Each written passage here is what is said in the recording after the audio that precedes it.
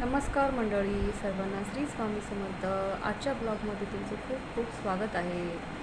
आज सकाळी 7:30 वाजता भरपूर असा पाऊस पडत होता. मुलीला शाळेत जायचं होतं. सकाळचं आवरलं आणि छान असं दृश्य समोर आलं.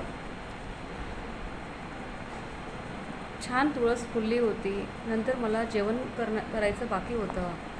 स्वयंपाकाची तयारी, वरण भाताचं कुकर लावलं आणि जेवणामध्ये डब्याला आज भेंडीची भाजी करायची होती. भेंडीची भाजी कट करून घेतली आणि वरण भाताचं कुकर झालं होतं. नंतर मी वरणाला फोडणी टाकली.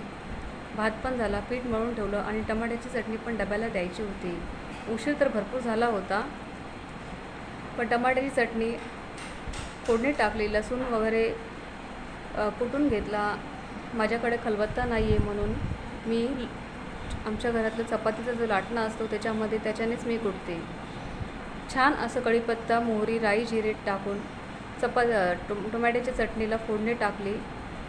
तेल गरम झालं की फोडणी टाकली. नंतर कुटलेलं लसूण फोडणीला टाकला.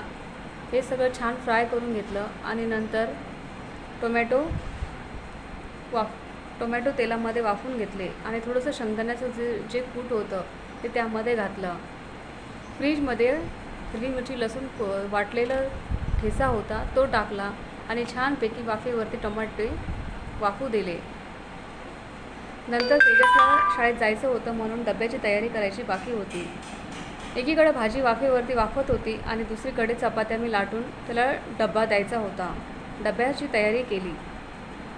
छान अशा मऊ लुसलुशीत चपात्या मी केल्या आणि आजच्या या व्हिडिओमध्ये टोमॅटोची भाजी, चपाती, वरण भात, भेंडीची भाजी असा आजचा माझा मेनू होता. कसा वाटला तुम्हाला हा आजचा मिनी ब्लॉग? हा ब्लॉग तुम्हाला आवडला असेल तर व्हिडिओला लाईक करा, शेअर करा आणि सबस्क्राईब करा. आणि काही कमेंट असतील तर नक्की कमेंट करा. श्री स्वामी समर्थ.